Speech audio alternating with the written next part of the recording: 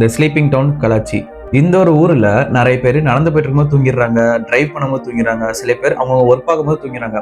இந்த ஒரு இன்சிடென்ட் வந்து கசக்ஸ்டான்ல இருக்க கலாச்சி வில்லேஜ்ல நடந்திருக்கு. கரெக்டா 2015 கிட்ட அங்க இருக்கிற மக்கள்லாம் வந்து சடனா ஸ்லீப் ஆறாங்க. அதுக்கான காரணமும் யாருக்குமே தெரியல. அவங்க சில நாட்கள் தூங்குறாங்க, சில வாரங்கள் கூட தூங்குறாங்க.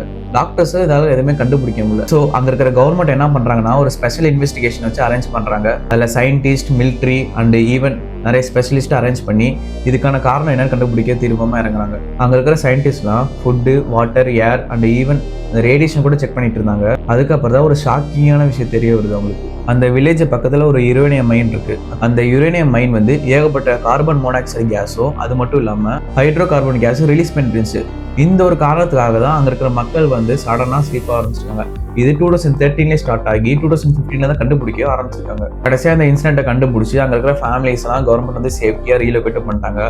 இந்த ஒரு இன்சிடென்ட் வந்து ஹிஸ்டரியிலே மோஸ்ட் மிஸ்டீரியஸ் இன்சிடென்ட்டா இருந்திருக்கு. இந்த மாதிரி நிறைய இன்ட்ரெஸ்டிங்கான வீடியோ பார்க்க மறக்காம நம்ம பேஜை ஃபாலோ பண்ணுங்க. அண்ட் நெக்ஸ்ட் வீடியோ பார்க்கலாம்.